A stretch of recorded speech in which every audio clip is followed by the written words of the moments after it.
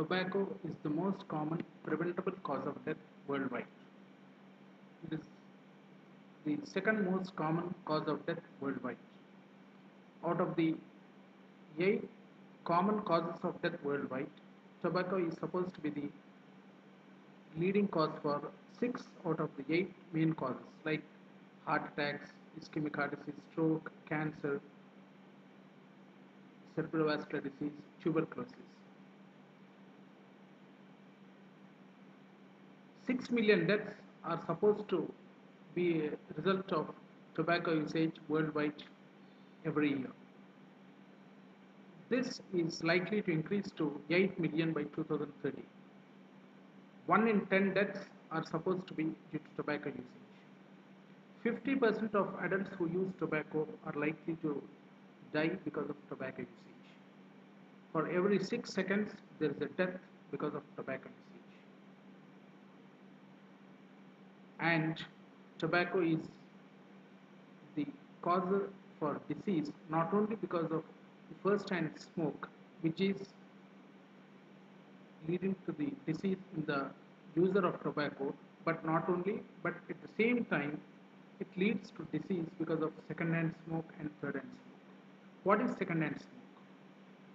When someone smokes a cigarette or bidi or chutta, that which is due to the exhaled one, the exhaled smoke constitutes the mainstream smoke. This is because of the burning of the cigarette, the mainstream smoke and exhaled one. The side stream smoke is from the burning end of the cigarette or bidi or chutta. Both the mainstream smoke and the side stream smoke constitute what is called a second-hand smoke or the environmental tobacco smoke. Is there any safe limit for environmental tobacco smoke? No. There is no safe limit for environmental tobacco smoke. Hence, second-hand smoke at any level is dangerous and harmful to the surrounding persons. But what is third-hand smoke? Third-hand smoke, when someone smokes a cigarette or bidi or chutta in his vicinity, in his room or in his house or in his office place or whatever it is, the particles in the smoke linger to the surfaces of the curtain, door, or the table cloth, or to the chair, or to the bed cloth or beds, or the walls surrounding, and the effect of these smoke particles remain for quite a long period, sometimes years also. Hence, when someone else who is a non-smoker visits this place on a daily basis for days, months or years, these smoke particles are likely to affect this person. This is called as third-hand smoke. Understanding the harmful effects of smoke, the WHO has recognized 31st May every year as a World No Tobacco Day. Every year, based on a specific theme, the World Health Organization creates awareness on the world's population about the ill effects of tobacco and warns the users of tobacco and helps all countries in the world to formulate policies to make tobacco prevention effective, thereby saving lives. The theme of the World No Tobacco Day 2015 is reduction in illicit tobacco usage. For example, there are a lot of tobacco products which are not registered or which are illicitly manufactured and sold out.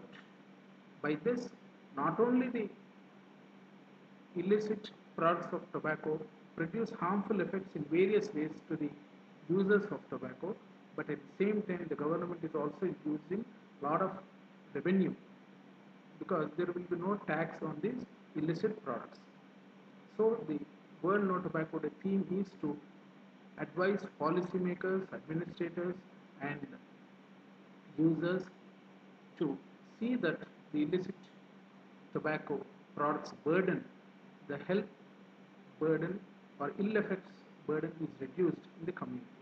Similarly, it is an advice from the WHO to the medical personnel also to do research on these illicit tobacco products. The World Health Organization has given a call of reducing the premature mortality from non-communicable diseases that is heart disease, stroke and cancer by 25% by 2025. Reduction in tobacco usage by 30% is one of the 9 indicators to attain this goal of 25 by 25, which is given by the World Health Organization. To make tobacco prevention effective throughout the World Health Organization has given an important treaty, what is called as the Framework Convention on Tobacco Control. It is an international, legal, evidence-based treaty which is supposed to be effective in tobacco prevention. 180 countries are signatories to this WHO's Framework Convention on Tobacco Control, and India is one of the main countries which has signed it. After giving the WHO's Framework Convention on Tobacco Control, WHO has given a policy what is called as Empower policy. As per this, every country has to follow the Empower.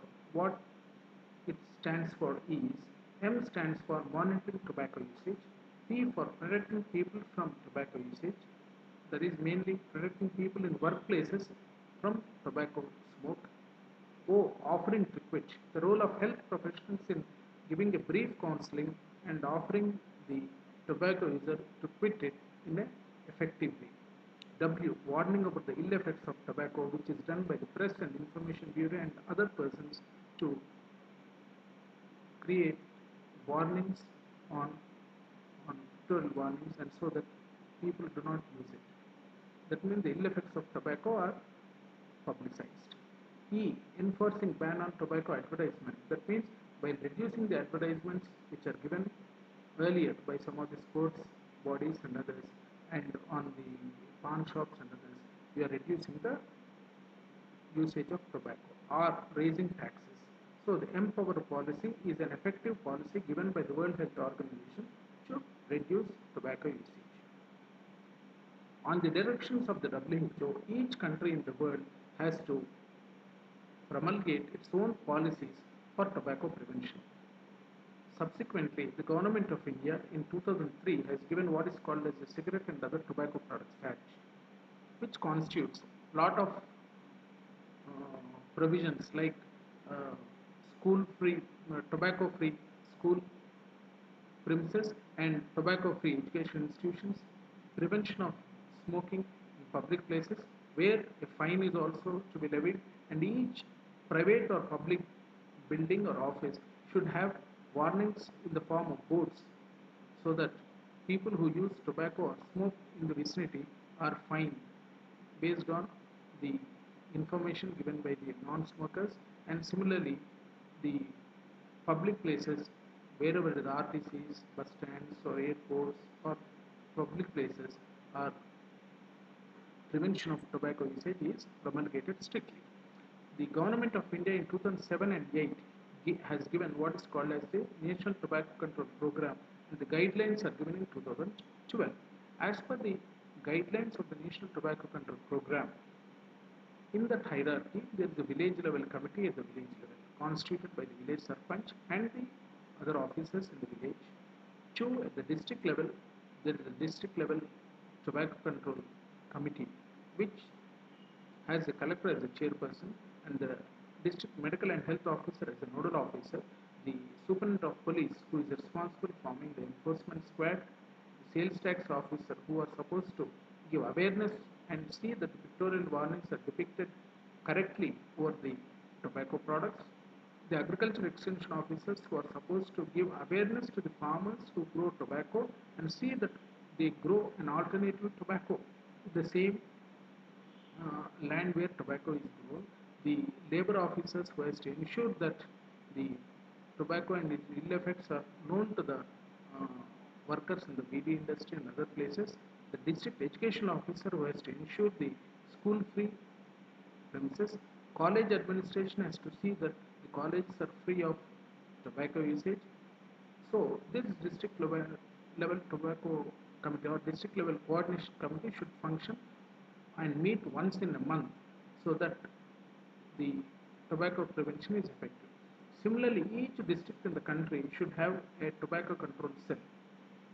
And at the state level, there is a state level tobacco committee with an officer as its director, and the chief secretary who is a chairperson, and the principal health secretary who is the main officer and who has to supervise the formation of a state level coordination committee with the principal secretary finance, principal secretary law, principal secretary agriculture, principal secretary transport, and other officers and other principal secretaries or their nominees as members of this committee who have to meet periodically to see the and supervise tobacco prevention in the state level. Similarly, at the central level, the Union Health Ministry with the Union Health Secretary, Chief Health Secretary as, or his nominee as a member, and other principal secretaries at the national level who form what is an interministerial task force, and thereby tobacco prevention at the central level, state level, district level, and the sub-district level in the village is functioning correctly. Unfortunately, while some of the states have perfectly functioning state level coordination committees and district level coordination committees, some of the districts in the country do not have a district tobacco control cell or a district level coordination committee. When the district tobacco control cell is not existing in the district hospital, or there is a lack of a formation of a district level coordination committee at the district level or the village committees in the sub-district level, how can you expect tobacco prevention to be effective? So my appeal to the government at the national level, the state level, the district level, and at the sub-district level is all officials should take part and see that the National Tobacco Control Program is made effective in full spirit and with sincerity, and also all the provisions of the COTP Act are monitored strictly, and hence tobacco prevention will be made successful. Tobacco prevention is cheaper. Tobacco is costly. The diseases due to tobacco are still costlier and they are deadlier, whereas tobacco prevention is cheaper.